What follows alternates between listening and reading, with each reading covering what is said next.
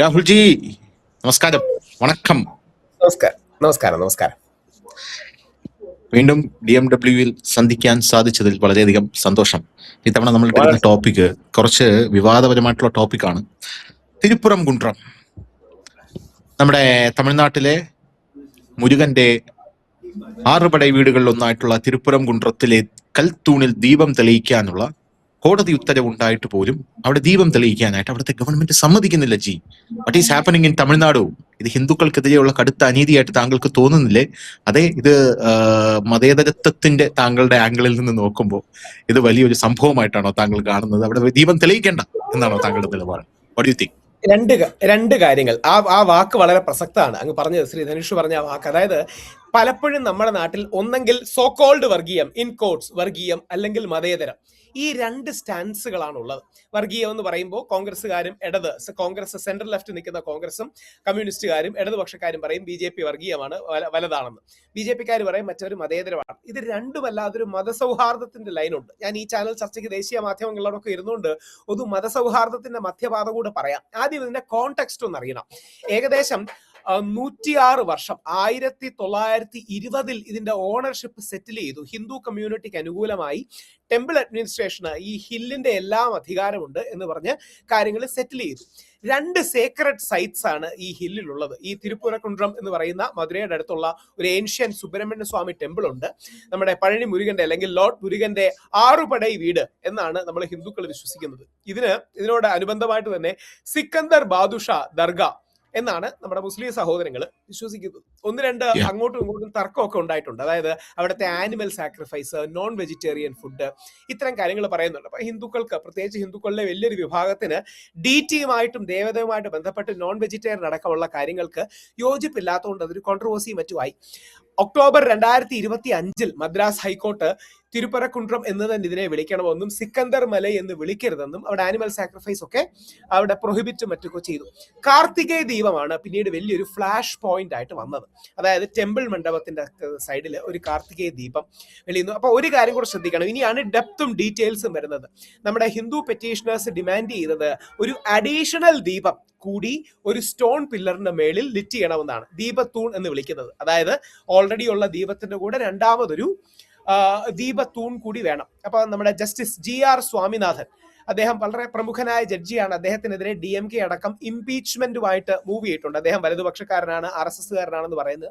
അദ്ദേഹത്തെ അനുകൂലിക്കുന്നവർ പറയുന്നത് പുള്ളിക്ക് RSS ലീനിങ് ആയിരിക്കും, പക്ഷേ പുള്ളിയുടെ വിധികൾ നിഷ്പക്ഷവും വസ്തുനിഷ്ഠവുമെന്നാണ്. പുള്ളി ആത്മീയ കാര്യങ്ങളിലൊക്കെ വലിയ പണ്ഡിതനാണ്. ജസ്റ്റിസ് GR സ്വാമിനാഥൻ എന്നാണ് അദ്ദേഹത്തിന്റെ പേര്.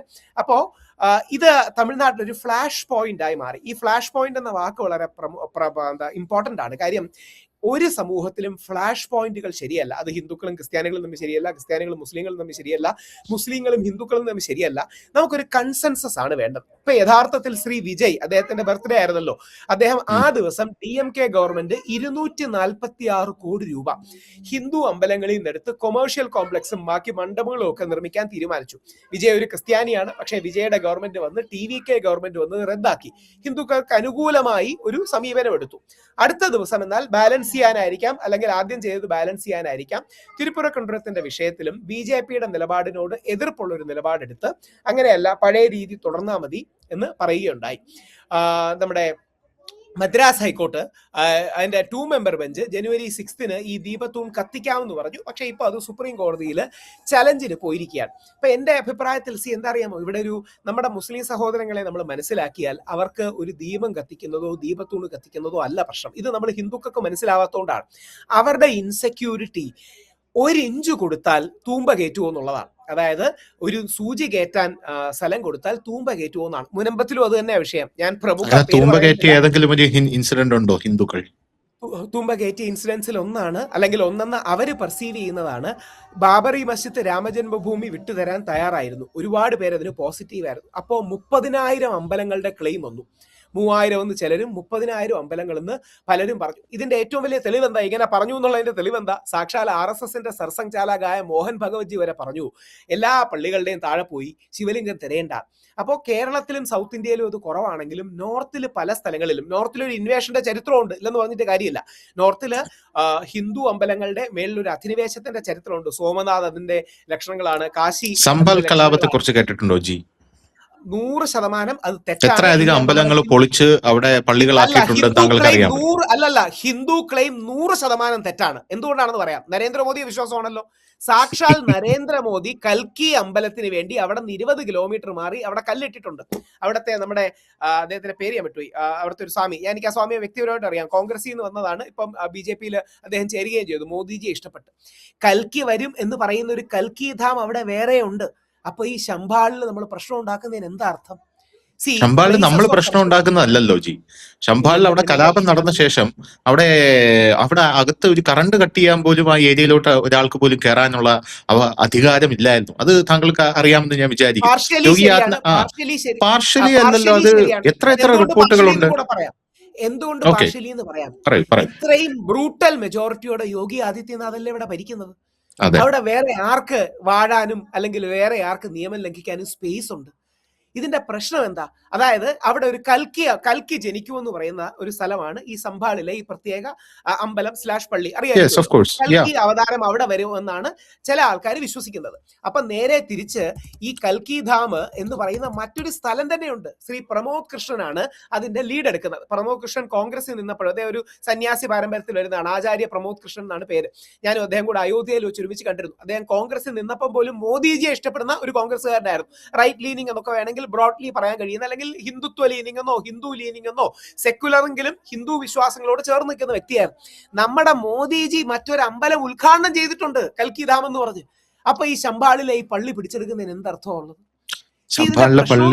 മനഃപൂർവ്വം ഫ്ലാഷ് പോയിന്റ്സ് ഉണ്ടാക്കുകയാണ്. ജി, സംഭാളിലെ പള്ളി പിടിച്ചെടുക്കുക എന്നുള്ളതല്ലല്ലോ അവിടെ ഉദ്ദേശിക്കുന്നത്. സംഭാളിൽ നമുക്കറിയാം, ഇന്ത്യ പാകിസ്ഥാൻ വിഭജനം നടന്നപ്പോൾ അതിന്റെ അലയൊലികൾ ഏറ്റവും അധികം അടിച്ചത് ശംഭാളിലാണ്. അവിടെ നടന്ന കലാപം, അവിടെ നടന്ന ക്രൂര വംശഹത്യ, അതിന്റെ പിറകിലുണ്ടായ അമ്പലം പൊളിക്കൽ. അവിടെ അമ്പലം പൊളിച്ചു കഴിഞ്ഞ ശേഷം അവിടെ എത്രയധികം അമ്പലങ്ങളാണ് യോഗി ആദിത്യനാഥ് വന്ന ശേഷം റീക്ലെയിം ചെയ്തത് എന്ന് താങ്കൾക്ക് അറിയാം എന്നാണ് ഞാൻ വിശ്വസിക്കുന്നത്. അത് ആ അമ്പലങ്ങളൊന്നും തന്നെ റീക്ലെയിം ചെയ്യേണ്ട. അവര് ഹിന്ദുക്കളെ കൊന്നു, അവര് പിടിച്ചെടുത്തോട്ടെ, പാവം, അവര് ജീവിച്ചോട്ടെ, അവര് മതേതരരാണ് എന്ന് പറയുന്ന ഒരു രീതിയാണോ? അതെ, ആ കലാപത്തിന്റെ ഫയൽസ് ഓപ്പൺ ചെയ്ത് എന്തുകൊണ്ടാണ് ഇത് സംഭവിച്ചത് എന്ന് അത് വിലയിരുത്തി അവിടെ പണ്ട് പോയ ആൾക്കാരുടെ ഭൂമി തിരിച്ചു കൊടുക്കുകയാണ് ചെയ്തത്. അത് താങ്കൾ അംഗീകരിക്കുന്നില്ല എന്ന് പറഞ്ഞാൽ അത് ദൗർഭാഗ്യകരമാണ്. ശക്തമായി തിരിച്ചു പറയാം. ഞാൻ ഇതെന്റെ ആർഗ്യുമെന്റ് അല്ല, ലെഫ്റ്റ് ലിബറൽസ് നമ്മൾ ഇത് പറയുന്നുണ്ട്. നമ്മൾ ഹിന്ദുക്കൾ പ്രത്യേകിച്ച് മുന്നോക്ക ജാതിക്കാർ ഇത് പറയുന്നുണ്ട്. അവരുണ്ടാക്കുന്ന അടുത്ത കള്ള ആർഗ്യുമെന്റ് ആണ്, നിങ്ങളുടെ പിന്നോക്ക ജാതികളുടെ അമ്പലങ്ങൾ പിടിച്ചെടുത്താൽ നിങ്ങളുടെ ആയത് അവർക്ക് തിരിച്ചു കൊടുക്കണമെന്ന്. അവരിത് പറയുന്നതിന്റെ കാരണം ഇത് കള്ളം തന്നെയാണ്. ഇപ്പൊ ഉദാഹരണം ശബരിമല ബുദ്ധക്ഷേത്രമാണെന്നൊക്കെ പറയുന്ന കള്ളങ്ങൾ കമ്മ്യൂണിസ്റ്റുകാർ പറയുന്നത് കേട്ട് കാണും. ശബരിമലയുടെ കാര്യത്തിൽ താങ്കൾ എപ്പോഴും കറക്റ്റ് ആണ്. ബാക്കിയുള്ള ശബരിമല എന്ന് മാത്രമല്ല, ഏത് അമ്പലമാണെങ്കിലും ബുദ്ധക്ഷേത്രങ്ങളാണെന്ന് പറയും. ഈ കമ്മ്യൂണിസ്റ്റുകാർ സ്ഥിരം പറയുന്ന ഒരു ലൈൻ ശ്രദ്ധിച്ച് കാണും, അതൊക്കെ ബുദ്ധക്ഷേത്രങ്ങളാണ് എന്ന് പറയും. അത് പറയുന്നതിന്റെ റീസണും താല്പര്യം എന്താണെന്ന് അറിയാമോ? തെറ്റാണ്, 100% തെറ്റാണ്. ചില ബുദ്ധക്ഷേത്രങ്ങൾ ഉണ്ടായിരുന്നു, ഇല്ലെന്നൊന്നും പറഞ്ഞിട്ട് കാര്യമില്ല. പക്ഷേ ഇതുവരെ പറയുന്നതിന്റെ കാര്യം, ഹിന്ദുക്കൾ പള്ളികൾക്ക് താഴെ എല്ലാം അമ്പലങ്ങളാണെന്ന് പറഞ്ഞാൽ അതിനൊരു കൗണ്ടർ നറേറ്റീവ്, കൗണ്ടർ ആർഗ്യുമെന്റ് ഉണ്ടാക്കാനാണ്. അങ്ങനെയാണെങ്കിൽ നിങ്ങളുടെ അമ്പലങ്ങളെല്ലാം പിന്നോക്ക ജാതിക്കാരുടെ പിടിച്ചെടുത്തതാണ്. ഇതിന്റെ പ്രശ്നം, നമ്മൾ പ്ലേസസ് ഓഫ് വർഷിപ്പ് ആക്ട് 1992 കൊണ്ടുവന്നു, 91-92 കാലഘട്ടത്തിൽ. അന്ന് കൃത്യമായ നരസിംഹറാവുവിന്റെ ഗവൺമെന്റാ. നരസിംഹറാവു എന്ന് പറഞ്ഞാൽ കോൺഗ്രസിലെ ഹിന്ദുപക്ഷക്കാരനാ. കോൺഗ്രസിൽ തന്നെയുള്ള ഹിന്ദുപക്ഷക്കാരനായ ആന്ധ്ര ബ്രാഹ്മണനായ ഒരു പണ്ഡിതനായ ഒരു മനുഷ്യനാണ്. കൊണ്ടുവന്ന കൺസെൻസസ് ഇതാണ്. 1947 ഓഗസ്റ്റ് 15. അന്ന് നിലനിൽക്കുന്നത് അമ്പലമാണെങ്കിൽ അമ്പലം, പള്ളിയാണെങ്കിൽ പള്ളി, ചർച്ചാണെങ്കിൽ ചർച്ച്, ഗുരുദ്വാര ആണെങ്കിൽ ഗുരുദ്വാര, മോസ്ക് ആണെങ്കിൽ മോസ്ക്. ഇതിന്റെ പുറകിലോട്ട് നമ്മൾ പോകുന്നില്ല. പകരം അതിന് എക്സെപ്ഷൻ കൊടുത്തു. ഏതാ എക്സെപ്ഷൻ? രാമജന്മഭൂമി, ബാബറി മസ്ജിദ്. ജ്ഞാൻവാപ്പിക്കും മധുരയ്ക്കും കൂടെ എക്സെപ്ഷൻ കൊടുത്തിട്ടുണ്ടായിരുന്നു. അത് ബോധപൂർവ്വം മറക്കരുത്. ഇതില്ല, അതിൽ എക്സെപ്ഷൻ കൊടുത്തിട്ടില്ല. പ്ലേസസ് ഓഫ് വർഷിപ്പ് ആക്ടിൽ ഒറ്റ എക്സെപ്ഷനേ ഉള്ളൂ. ഈ എക്സെപ്ഷൻ ആഡ് ചെയ്യണമെന്നാണ് പറയുന്നത്. പ്ലേസസ് ഓഫ് വർഷിപ്പ് ആക്ടില് രാമജന്മഭൂമിക്ക് മാത്രമേ എക്സെപ്ഷൻ ഉള്ളൂ. വേറെ എക്സെപ്ഷൻ വരുന്ന ഒരേ ഒരു സാധനം ASI മോണുമെന്റ്സിന് ഇത് ബാധകമാവില്ല എന്ന് പറഞ്ഞു. എക്സ്പ്ലിസിറ്റ്ലി കാശി മധുര പറഞ്ഞിട്ടില്ല. പറയണമെന്നുള്ള ആഗ്രഹം ഉണ്ടായിരുന്നു. ഇന്ന് BJP ഗവൺമെന്റ് ആണ് ആ നിയമം ഉണ്ടാക്കിയെങ്കിൽ ഒരുപക്ഷെ അത് ആഡ് ചെയ്യുമായിരുന്നു. പക്ഷേ കോൺഗ്രസ് ഗവൺമെന്റിന്റെ അത് 8 പാരഗ്രാഫേ ഉള്ളൂ. വളരെ ചെറിയൊരു നിയമമാണ് പ്ലേസസ് ഓഫ് വർഷിപ്പ് ആക്ട് എന്ന് പറയുന്നത്. ഇത്രയേ ഉള്ളൂ. പ്ലേസ് ഓഫ് വർഷിപ്പ് എന്ന് പറഞ്ഞാൽ 1947 ഓഗസ്റ്റ് 15 ഒരു ഡിവൈൻ ഡേറ്റ് ആണ്. കാര്യം എന്താ? നമുക്ക് സ്വാതന്ത്ര്യം കിട്ടിയ ദിവസമാണ്. അതിന്റെ പുറകിലോട്ട് നമ്മൾ പോയി അടി കൂടേണ്ട ആവശ്യമില്ല. അന്ന് എന്തുണ്ടോ അതാണ് ഉള്ളത്. എന്നിട്ട് അതിനുശേഷം ഒരേ ഒരു എക്സെപ്ഷൻ നമ്മുടെ രാമജന്മഭൂമി ബാബറി മസ്ജിദ്. അതിനുവേണ്ടി തന്നെ ഇത് നിയമം ഉണ്ടാക്കിയത്. കാശി മധുര അന്നുണ്ട്. അവിടെയാണ് പൂജനീയ സർസംഘചാലകന്റെ പോലും നിലപാടെന്താ? അതായത് ഞാൻ ഈ പറയുന്നത് രാഹുൽ ഈശ്വറിന്റെ നിലപാടല്ല. RSS എന്ന് പറയുന്ന ഇന്ത്യയിലെ ഏറ്റവും വലിയ ഹൈന്ദവ സമൂഹത്തെ ഉൾക്കൊള്ളുന്ന പ്രസ്ഥാനത്തിന്റെ സർസംഘചാലകായ തലവനായ വ്യക്തിക്ക് പോലും ഈ സമീപനമാണുള്ളത്. അതായത് മോദിജിയും അമിത്ഷാജിയും വിചാരിച്ചാൽ നാളെ രാവിലെ പ്ലേസസ് ഓഫ് വർഷിപ്പ് ആക്ട് മാറ്റാം. നമ്മുടെ തീവ്ര വലതുപക്ഷം എന്ന് ചിലര് വിളിക്കുന്ന വലതുപക്ഷത്തെ മീഡിയക്കാർ, ഉദാഹരണം പേരെടുത്ത് പറയാം, എന്റെ തന്നെ അടുത്ത സുഹൃത്തായ അർണബ് ഗോസ്വാമി, CNN News 18 രാഹുൽ ശിവശങ്കർ, അല്ലെങ്കിൽ നമ്മുടെ ആനന്ദ് നരസിംഹൻ, ഇവരെല്ലാം പ്ലേസസ് ഓഫ് വർഷിപ്പ് ആക്ട് മാറ്റണമെന്ന് പറഞ്ഞ് ക്യാമ്പയിൻ ചെയ്യുന്നവരാ. കാര്യം നമ്മുടെ സായി ദീപക്, നമ്മുടെ ശബരിമലയ്ക്ക് വേണ്ടി ശക്തമായി പോരാടിയ, ബ്രില്യന്റ് ആയി സംസാരിക്കുന്ന, ഒരുപക്ഷെ ആനന്ദ് രംഗനാഥനും സായി ദീപക്കും ഒക്കെയാണ് ദേശീയ തലത്തിൽ ഏറ്റവും ശക്തമായി ഈ പക്ഷം പറയുന്നത്, അല്ലെങ്കിൽ ഹിന്ദു വലതുപക്ഷം എന്ന് വിളിക്കപ്പെടുന്ന പക്ഷത്തെ കുറിച്ച് പറയുന്നത്. ആനന്ദ്ജി ഞാനും അടുത്ത സുഹൃത്തുക്കൾ. ആനന്ദ്ജി പറയും എനിക്ക് രാഹുലിനെ ഇഷ്ടമാണ്, ഗാന്ധിയനാണെന്നുള്ള ഒഴിച്ചാൽ എനിക്ക് പുള്ളിയെ ഭയങ്കര ഇഷ്ടമാണ്. ഞാൻ തിരിച്ചു പറയും എനിക്ക് ആനന്ദ്ജിയെ ഇഷ്ടമാണ്, ഗാന്ധിയെ ഇഷ്ടമല്ല എന്നുള്ള പോയിന്റ് ഒഴിച്ചു വെച്ചാൽ അദ്ദേഹത്തെ ഇഷ്ടമാണ്. അപ്പം പ്ലേസസ് ഓഫ് വർഷിപ്പ് ആക്ട് ഒരു കൺസെൻസസ് ആണ്, സുപ്രീം കോടതി എൻഡോസ് ചെയ്ത കൺസെൻസസ് ആണ്. ഇനി തിരിച്ച് ധനുഷ് അടക്കമുള്ളവർക്ക് പറയാൻ ഒരു ആർഗ്യുമെന്റ് ആണ് ബാക്കിയുള്ളത്. അത് യഥാർത്ഥത്തിൽ ഒരു ലെഫ്റ്റ് ലിബറൽ ജഡ്ജിയായ ചന്ദ്രചൂഡ് തന്നതാണ്. ചന്ദ്രചൂഡ് പറഞ്ഞ രസകരമായ ഒരു ആർഗ്യുമെന്റ്, അമ്പലമാണെങ്കിൽ അമ്പലമായിട്ടിരിക്കട്ടെ, പള്ളിയാണെങ്കിൽ പള്ളിയായിരുന്നോട്ടെ, പക്ഷേ ഇത് ഡിറ്റർമിൻ ചെയ്യാനുള്ള അവകാശം ബാക്കിയുണ്ട്. ഈ ഒരു സ്പേസ് കൊടുത്തത് ചന്ദ്രചൂഡാണ്. കൗതുകം എന്ന് പറയട്ടെ, പുള്ളി ലെഫ്റ്റ് ലിബറൽ ജഡ്ജിയാണ്. ഈ ചന്ദ്രചൂഡ് പറയുന്ന ഈ സ്പേസ് മാത്രമേ ബാക്കിയുള്ളൂ, ഇല്ലെങ്കിൽ എന്ത് പറ്റുമെന്ന് അറിയാമോ? പ്രത്യേകിച്ച് കേരളത്തിലൊക്കെയും തന്നെ ആ പ്രശ്നമുണ്ട്. നോർത്ത് ഇന്ത്യയിൽ ഒരുപാട് അമ്പലങ്ങൾ പള്ളിയാക്കിയിട്ടുണ്ടെന്നുള്ളൊരു സത്യമാണ്. അത് ആർക്കും നിഷേധിക്കാൻ കഴിയാത്ത ചരിത്ര വസ്തുതയാണ്. പക്ഷേ 500 വർഷം മുമ്പ് പണ്ട് തിരിച്ചുപോയി പ്രതികാരം ചെയ്തു തുടങ്ങിയാൽ ഈ രാജ്യത്ത് കലാപത്തിനെ സമയം കാണും. ഈ നിലപാടാണ് ശ്രീ രവിശങ്കർ പറഞ്ഞത്. ഈ നിലപാടാണ് സദ്ഗുരു ജഗ്ഗി വാസുദേവ് പറഞ്ഞത്. കൗതുകം എന്ന് പറയട്ടെ, ഈ നിലപാടാണ് കുറച്ച് ഹാർഡ് ഹിന്ദുത്വ പൊസിഷൻ എടുക്കുന്ന സുബ്രഹ്മണ്യ സ്വാമി പോലും പറഞ്ഞത്. ശ്രീ സാർ, അത് താങ്കൾ പറഞ്ഞ പോയിന്റിനോട് ഞാൻ അംഗീകരിക്കുന്നു. അതുകൊണ്ടാണ് നമ്മുടെ രാജ്യം ഇപ്പോൾ ഡെവലപ്മെന്റിന്റെ പാതയിലേക്ക് പോവുകയാണ്. ഡെവലപ്മെന്റിന്റെ പാതയിൽ എന്ന് പറഞ്ഞാൽ വളരെ ത്വരിതഗതിയിൽ ഡെവലപ്മെന്റിന്റെ പാതയിലേക്ക് പോവുകയാണ്. അപ്പൊ ആ ഒരു സാഹചര്യത്തിൽ നമ്മുടെ രാജ്യത്ത് കലാപങ്ങൾ ഉണ്ടായി കഴിഞ്ഞാൽ ഈ ഡെവലപ്മെന്റ് പിന്നോട്ടടിക്കുമെന്നുള്ള കാര്യത്തിൽ തർക്കമില്ല. ഡെവലപ്മെന്റ് വരേണ്ട ആവശ്യം എല്ലാവർക്കും ഉണ്ട്. എസ്പെഷ്യലി ഇപ്പോഴത്തെ കേന്ദ്ര സർക്കാരിനെ നയിക്കുന്ന RSSകാരനായിട്ടുള്ള പ്രധാനമന്ത്രിയുള്ള ഈ രാജ്യത്ത് RSSന്റെ തന്നെ ഏറ്റവും വലിയ ആവശ്യമാണ്. അതുകൊണ്ട് അതിന്റെ പേരിൽ നിങ്ങൾ ഒരു കലാപം ഉണ്ടാക്കണ്ട, അല്ലെങ്കിൽ നിങ്ങൾ അതിന്റെ പേരിൽ പള്ളിക്ക് താഴെ നിങ്ങൾ പോയി ശിവലിംഗം തിരയാൻ പോകണ്ട എന്ന് കൃത്യമായി മോഹൻ ഭാഗവത് പറഞ്ഞു.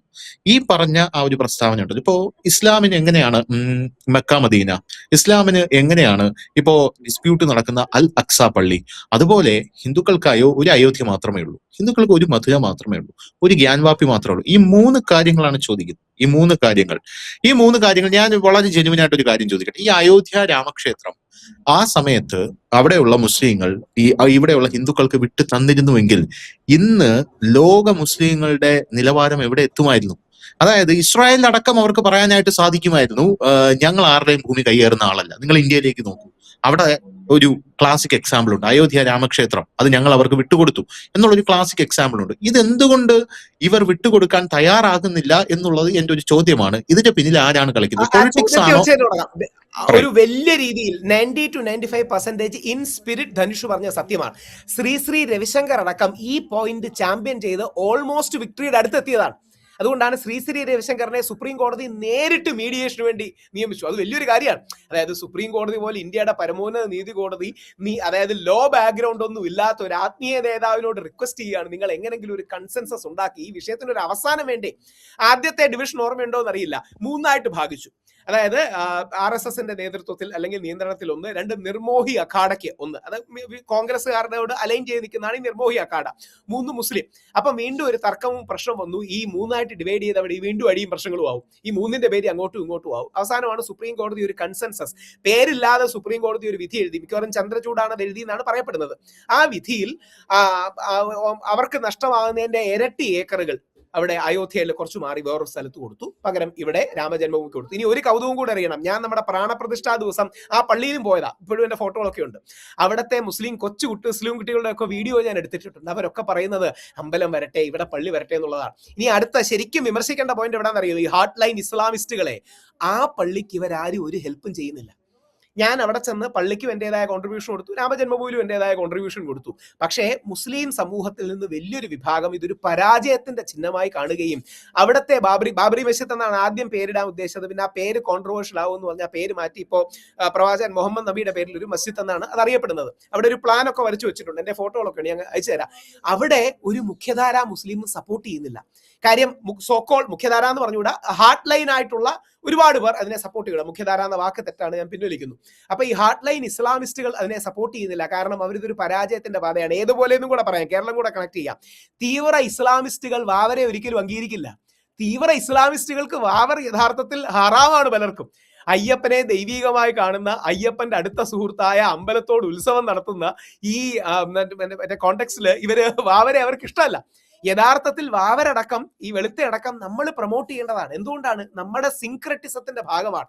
ഇനി രണ്ട്, ഞാൻ അന്ന് കൊടുത്തതിന് ഈ മറ്റേ ബാബറി മസ്ജിദിന്റെ അവിടെ കോൺട്രിബ്യൂഷൻ കൊടുത്തു എന്ന് പറഞ്ഞു ഒരുപാട് പേര്. എന്തിനാ അവിടെ കൊടുത്തതെന്ന് പറഞ്ഞു.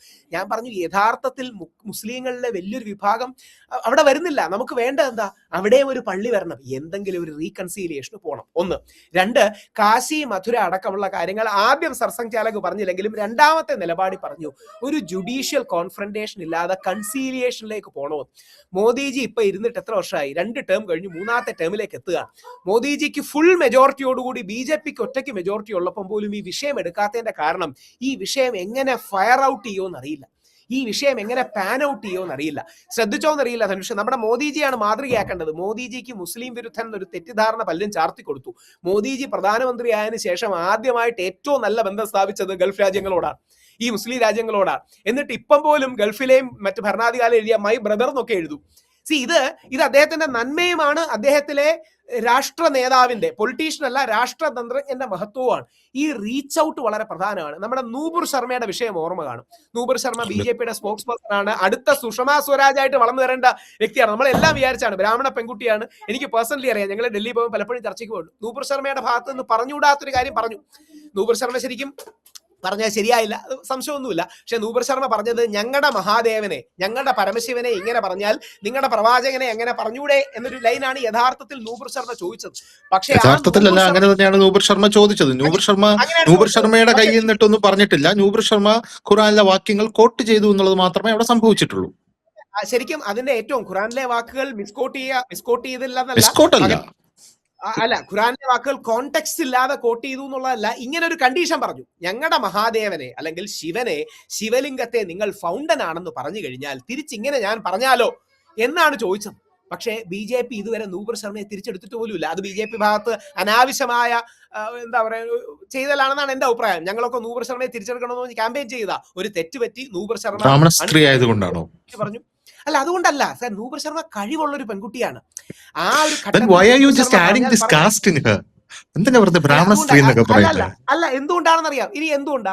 സംഘത്തിലുള്ള എല്ലാവരോടും ചോദിച്ചാൽ മതി. സംഘത്തിൽ വരുമ്പോൾ അവർക്ക് കാസ്റ്റിനെ കുറിച്ച് യാതൊരു ഐഡിയ ഇല്ല. എന്നാൽ നേരെ തിരിച്ച് BJP വരുമ്പോൾ എല്ലാവർക്കും കാസ്റ്റിനെ കുറിച്ച് നല്ല ഐഡിയ ഉണ്ട്. ഈ രാജ്യം ഏറ്റവും കൂടുതൽ ദളിത് MPമാരും MLAമാരും ഉള്ളത് BJPയിലാണ്. കറക്റ്റ്. അതുകൊണ്ടാണ് ഞാൻ പറഞ്ഞത്. അത് എന്തുകൊണ്ടാ? മനഃപൂർവ്വം റീച്ച് ഔട്ട് ചെയ്യുന്നതാണ്. ഇപ്പൊ അബ്ദുൽ കലാമിനെ പ്രസിഡന്റ് ആക്കി. അബ്ദുൽ കലാം മഹാനാണ്, പണ്ടേ ഇല്ലെന്ന് ആർക്കും ആർക്കും എതിരഭിപ്രായം കാണില്ല, എക്സെപ്റ്റ് ഹാർട്ട് ലൈൻ ഇസ്ലാമിസ്റ്റുകൾക്കല്ലാതെ. അവരിൽ പോലും ഒരു വലിയ ഭാഗത്ത് അബ്ദുൽ കലാമിന്റെ ആരാധനയാണ്. അബ്ദുൽ കലാമിന്റെ അച്ഛൻ ഒരു ഇമാമാണ്, ഖുറാൻ പഠിപ്പിക്കുന്ന ആളാണ്, അല്ലെങ്കിൽ പള്ളിയുടെ ഇമാമാണ്. എന്തുകൊണ്ടാണ് BJP അല്ലെങ്കിൽ അടൽ ബിഹാരി വാജ്പേയിയും പ്രമോദ് മഹാജനും അബ്ദുൽ കലാമിനെ പ്രസിഡന്റ് ആക്കുന്നത്? വേറെ കഴിവില്ലാത്ത ആൾക്കാരുള്ളതുകൊണ്ടല്ലോ. മനഃപൂർവ്വം ഒരു റീച്ച് ഔട്ട് ആണ്. പ്രത്യേകിച്ച് നമ്മുടെ ഗുജറാത്ത് ദൗർഭാഗ്യകരമായ 1-2 സംഭവങ്ങളൊക്കെ നടന്നതിന് ശേഷം ലോകത്തിന് മുമ്പിൽ ഇന്ത്യ അങ്ങനെയല്ല. എന്നാൽ അവരുടെ നീക്കം ഇന്ത്യ കണ്ട ഏറ്റവും വലിയ പ്രസിഡന്റായി അദ്ദേഹം മാറുകയും ചെയ്തു. പ്രതിഭ അതിന് കൗണ്ടർ ചെയ്യാൻ ഇനി കോൺഗ്രസിലെ ഒരുപാട് അടുത്ത സുഹൃത്തുക്കളുണ്ട്. പ്രതിഭ പട്ടേലിനെ പോലെ ആളെ പ്രസിഡന്റ് സ്ഥാനത്തിന് നാണക്കേടാണ്. അപ്പൊ നമ്മൾ തിരിച്ചു വന്ന ഈ ബാലൻസിങ് ഉണ്ടാകണം. ഈ ബാലൻസിങ് ഉണ്ടാകണമെങ്കിൽ എന്ത് ചെയ്യണം? കോടതിയിൽ അടികൂടിയാൽ പറ്റില്ല. പകരം പരസ്പരം ആക്റ്റീവിലി ഇരുന്ന് ചർച്ച ചെയ്ത് സമവായത്തിന്റെ മേഖലകൾ ഉണ്ടാക്കി, പരസ്പര യോജിപ്പിന്റെ മേഖലകൾ ഉണ്ടാക്കി, മുസ്ലിം മനസ്സിലെ അരക്ഷിതാവസ്ഥ നമ്മൾ അഡ്രസ്സ് ചെയ്തില്ലെങ്കിൽ, അഡ്രസ്സ് ചെയ്താൽ അവരിത് വിട്ടുതരാൻ തയ്യാറാണ്. അവർക്ക് ഈ ഒരു പള്ളി, അവർക്ക് ഈ രാമജന്മഭൂമിയിലെ പള്ളിക്ക് പ്രത്യേകതയൊന്നുമില്ല. നമുക്ക് മാത്രമേ അതിൽ സ്പെഷ്യാലിറ്റി ഉള്ളൂ. അതായത് ശ്രീരാമന്റെ ജന്മസ്ഥലമാണ്, അമ്പലം പോലുമല്ല. തൃപ്പയാറിൽ ശ്രീരാമന്റെ അമ്പലമുണ്ട്, ഇത് അതുപോലല്ല. അല്ലെങ്കിൽ മധുരയ്ക്ക് ഒരു പ്രത്യേകതയുണ്ട്. ഇത് മുസ്ലിം കമ്മ്യൂണിറ്റിയെ പറഞ്ഞ് കൺവിൻസ് ചെയ്ത്, ഇതാണ് കെ മുഹമ്മദ്, RSS വളരെ അടുത്ത് ചേർന്ന ശ്രീ കെ മുഹമ്മദിന്റെ അടക്കം നിലപാട്. ഇവരെ വിശ്വാസത്തിലെടുത്ത് ഒരു ചർച്ചയിലൂടെ, സമവായത്തിലൂടെ അവർക്ക് മറ്റൊരു സ്ഥലം കൊടുത്തു. UP-യിലൊക്കെ ആവശ്യത്തിലധികം സ്ഥലം ഉണ്ടല്ലോ, 2-3 ഏക്കർ കൊടുക്കാനാണ് ഈ ഗവൺമെന്റ് യാതൊരു നഷ്ടവുമില്ല. അപ്പോൾ വേറെ സ്ഥലം കൊടുത്ത് കൺവിൻസ് ചെയ്ത് കൊണ്ടുവരിക എന്നൊരു പ്രോസസ്സാണ്. പക്ഷെ അതിനുപോലും മോദിജി തയ്യാറാവാത്തത്, അത് സ്പൈറൽ ഔട്ട് ചെയ്യുന്നത് എങ്ങനെയാണെന്ന് അറിയില്ല. അത് ചിലപ്പം പിടിച്ചാൽ കിട്ടുന്നതിനപ്പുറം ഒരു പ്രശ്നങ്ങളിലേക്ക് പോകുമോ എന്നറിയില്ല. അതുകൊണ്ടാണ് മോദിജി ഇത്തരം വിഷയങ്ങൾ ടച്ച് ചെയ്തിട്ടില്ല. ശ്രദ്ധിച്ചു കാണും, places of worship act touch ചെയ്തില്ല, വേറെ നമ്മുടെ മധുരയിൽ ടച്ച് ചെയ്തിട്ടില്ല. ഇൻഡയറക്റ്റ് ആയിട്ട് കാശി കുറെ കൂടെ നന്നാക്കി. കാശി നന്നാക്കിയപ്പോൾ ശ്രദ്ധിച്ചോ എന്നറിയില്ല. ഒറ്റ വരി കൂടെ പറഞ്ഞു നിർത്താം. യോഗി ആദിത്യനാഥ്ജി പറഞ്ഞെന്താ അറിയാമോ? ഞാൻ ആ സ്പീച്ച് കേട്ടു, ഞാൻ എന്റെ ചാനൽ ചർച്ച ഉണ്ടായിരുന്നു. മഹാത്മാഗാന്ധി കാശിയിൽ വന്നപ്പോൾ കാശിയുടെ ദുരവസ്ഥ കണ്ട് ഗാന്ധിജിക്ക് വിഷമമായി. ആ സ്വപ്നമടക്കം സബലീകരിക്കാനാണ് ഞങ്ങൾ ചെയ്തത്. അതൊരു പിച്ചാണ്. മഹാത്മാഗാന്ധിയെ കൂടെ കൊണ്ടുവന്ന് ഒരു ഇൻക്ലൂസീവ് ആവാനുള്ള പിച്ച് ചെയ്യുകയാണ്. ഈ ബാലൻസിലല്ലേ പോകാൻ പറ്റൂ. സർ, തിരുപ്പുറം കുണ്ട്രത്തിലേക്ക് തിരിച്ചു വന്നു കഴിഞ്ഞാൽ ഇവിടെ ഹൈക്കോടതി വിധിയുണ്ട്. എന്നിട്ട് എന്തുകൊണ്ടാണ് അവിടുത്തെ സർക്കാർ തന്നെ ഈ വിളക്ക് തെളിയിക്കാനായിട്ട് സമ്മതിക്കാത്തൊരു സാഹചര്യം ഉണ്ടാവുന്നത്? ഹൈക്കോടതി വിധിയുണ്ടല്ലോ. ഇപ്പൊ സുപ്രീം കോടതിയിലേക്ക് പോകാൻ പോവുകയാണ് വിജയ് എന്ന റിപ്പോർട്ട് കണ്ടു. താങ്കളുടെ യൂട്യൂബ് ചാനലിൽ ഞാൻ കഴിഞ്ഞ ദിവസം ഒരു റിപ്പോർട്ട് കണ്ടു. ഒരു ക്രിസ്ത്യാനി ഹിന്ദു അമ്പലങ്ങളെ തിരിച്ചു പിടിച്ചു എന്ന് പറഞ്ഞൊരു റിപ്പോർട്ട് കണ്ടു. അത് താങ്കൾ വലിയ രീതിയിൽ ഇതാക്കി പറയണം. അതിന്റെ കൂട്ടത്തിൽ താങ്കൾ ശ്രീരാമന്റെ 1200 കോടി കൊള്ളയടിച്ചു എന്നും പറയുന്നുണ്ട്. പക്ഷെ അതിൽ താങ്കൾ ഹിന്ദുക്കളെന്ന് പറയുന്നില്ല. പക്ഷെ അത് വായിക്കുന്ന ആൾക്കാർക്ക് ഹിന്ദുക്കളാണെന്ന് തോന്നുന്നു. നല്ലൊരു മൂവ് ആയിരുന്നു. അല്ല, അതുകൊണ്ടല്ല, അത് സത്യമല്ലേ. ഈ രണ്ട് കാര്യങ്ങളും ഫാക്റ്റ് അല്ലേ. അതായത് വിജയ് 264 കോടി DMK എടുക്കാൻ തീരുമാനിച്ചത് വിജയ്ക്ക് അങ്ങനെ ചെയ്യേണ്ട യാതൊരു കാര്യമില്ല. പക്ഷെ വിജയുടെ നന്മയും വിജയുടെ പോസിറ്റിവിറ്റിയും TVKയുടെ പൊസിഷനും വെച്ച് ഇല്ലെങ്കിൽ 200. അങ്ങനെയാണെങ്കിൽ പിന്നെ വിജയ് എന്തുകൊണ്ടാണ് തിരുപ്പുറം കുണ്ട്രത്തിൽ ഈ നിയമസാധ്യതയുള്ള കാര്യത്തിൽ വിജയ് എന്താ മൂവ് ചെയ്യാത്ത? കാര്യം രണ്ട് കമ്മ്യൂണിറ്റീസ് ഇല്ലേ. അതായത് മറ്റേത് അമ്പലങ്ങളിൽ നിന്ന് എടുക്കാൻ തീരുമാനിച്ചു. അല്ലെങ്കിൽ വിജയുടെ കൂടെ ഇപ്പം IUML ചേർന്നത് കൊണ്ടാണോ, IUML പ്രഷറൈസ് ചെയ്യുന്നത് കൊണ്ടാണോ ഇപ്പൊ മുസ്ലിം ലീഗ് ചേർന്നിട്ടുണ്ടല്ലോ? അല്ല, ആദ്യം മുതലേ അവർ സപ്പോർട്ടാണല്ലോ. ആദ്യം മുതലേ IUML അടക്കം ഇവരെ സപ്പോർട്ട് ചെയ്യുന്നുള്ള ഒരു പൊസിഷൻ ആയിരുന്നല്ലോ ഉള്ളത്. അപ്പൊ IUML നേതാക്കൾ പറയുന്നത് എന്താണെന്ന് അറിയോ സാർ? തിരുപ്പുറം കുണ്ട്രത്തിൽ തെളിയിക്കാനുള്ള ദീപത്തൂണല്ല, അത് സർവേ കല്ലാണെന്നാണ് അവർ പറയുന്നത്. അത് കേട്ടായിരുന്നു. അവരുടെ ആർക്കും ഹൈക്കോടതി റിജക്ട് ചെയ്തു. സർവേ കല്ലാണെന്നാണ് അവർ പറഞ്ഞത്. ഹൈക്കോടതി റിജക്ട് ചെയ്തു. ഇനി ഇതിന്റെ ഒരു പശ്ചാത്തലം ഏറ്റവും ഷുഗർ കോട്ട് ചെയ്ത് പറയാം. ഈ പ്രത്യേക നമ്മുടെ അദ്ദേഹത്തിനെതിരെ, പ്രത്യേക ജഡ്ജിക്കെതിരെ ഇംപീച്ച്മെന്റ് മോഷൻ അടക്കം ഇവർ മൂവ് ചെയ്തു. അതൊക്കെ ഒരു നെഗറ്റീവേ ഉണ്ടാക്കൂ. കാര്യം പൊതുവെ ജഡ്ജിമാരുടെ അഭിപ്രായത്തോട് നമുക്ക് എതിരഭിപ്രായം ഉണ്ടെങ്കിലും ജഡ്ജിയെ മോശം നമ്മൾ പറയില്ല, ജഡ്ജ്മെന്റിനെ കുറ്റം പറയുകയുള്ളൂ. ഇതിലൊരു സമവായ സാധ്യത ഉണ്ടാകണം. രണ്ട്, ഈ അഡീഷണൽ ദീപത്തൂൺ അവിടെ മുസ്ലിം കമ്മ്യൂണിറ്റിയെ കൂടെ വിശ്വാസത്തിലെടുത്ത് ചെയ്യാമെങ്കിൽ അതല്ലേ നല്ലത്, അതല്ലേ അതിന്റെ പോസിറ്റിവിറ്റി. ഇപ്പൊ ഉദാഹരണം, മധുരയിൽ 5% മുസ്ലിങ്ങളുള്ളൂ, വെറും 5% മുസ്ലിങ്ങളുള്ളൂ. 80% അല്ലെങ്കിൽ 85% ഹിന്ദുക്കളാണ്. 6-7% ക്രിസ്ത്യാനികൾ കാണും. ചിലപ്പം കൺവേർട്ടഡ് ക്രിസ്ത്യാനികൾ കുറച്ചുകൂടെ കാണും. മധുരയിൽ ഇത്തവണ ജയിച്ചത് ഒരു മുസ്ലിമാണ്. അവിടുത്തെ ഹിന്ദുക്കൾ ബഹുഭൂരിപക്ഷം വോട്ട് ചെയ്താണ് ഈ മുസ്ലിം ചേരിക്കുന്നത്. ബദറുദ്ദീൻ എന്നാണ് അദ്ദേഹത്തിന്റെ പേര്. അത് ഒരു ഇറച്ചി വെട്ടുകാരനാണ്, വലിയ രീതി വാർത്തയായിരുന്നു. ഒരു സമവായത്തിന്റെ പാതയിൽ എല്ലാരെയും വിളിച്ച്, ഇപ്പൊ നമ്മുടെ ഞാൻ ലൈവ് എക്സാമ്പിൾ പറയാം. നമ്മുടെ ഇതുണ്ടല്ലോ, നമ്മുടെ മുനമ്പത്ത് അൻവർ സാദത്ത് അടക്കമുള്ള മുസ്ലിം MLA-മാർ അവിടുത്തെ സാധാരണ ക്രിസ്ത്യാനികളോടൊപ്പമാണ്. അത് വഖഫ് ഭൂമിയാണെന്ന് ക്ലെയിം ചെയ്യാൻ പറ്റില്ലെന്നാണ് അൻവർ സാദത്ത് അടക്കമുള്ള മുസ്ലിം കമ്മ്യൂണിറ്റിയിലെ MLA-മാർ അവിടെ ചെന്ന് ശക്തമായി വാദിച്ചത്. ഇങ്ങനെയല്ലേ ഒരു ബാലൻസ് കൊണ്ടുവരാൻ പറ്റൂ. അപ്പോ തിരുപ്പുറം കുണ്ട്രത്തിൽ ബാലൻസ് എവിടെയാണ്? അതാണ് എന്റെ ചോദ്യം. ബാലൻസ് എവിടെ? സമയമെടുക്കും. ഒരു ദിവസം ഇരുട്ടി വിളിക്കുമ്പോൾ സാധിക്കില്ല. ഞാനൊരു കാര്യം പറയട്ടെ, ഹിന്ദുക്കൾ മാത്രം ബാലൻസ് ചെയ്താൽ മതിയോ? ഇവിടെ 500 വർഷം ശ്രീരാമന്റെ ആ ഒരു ക്ഷേത്രം പണിയാനായിട്ട് കാത്തിരുന്നു. സമയമെടുക്കും, 500 കൊല്ലം കാത്തിരുന്നു, 500 years.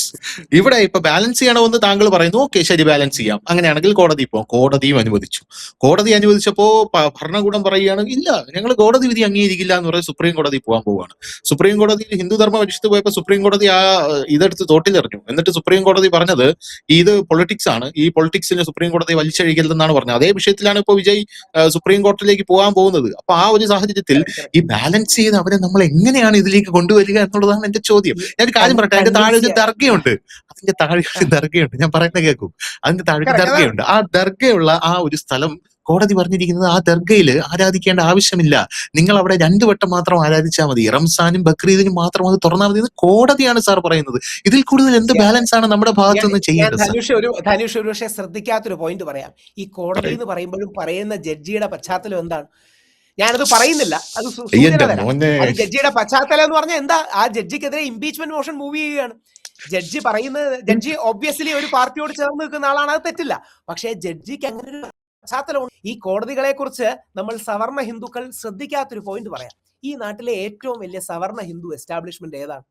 നമ്മുടെ കോടതികളാണ്.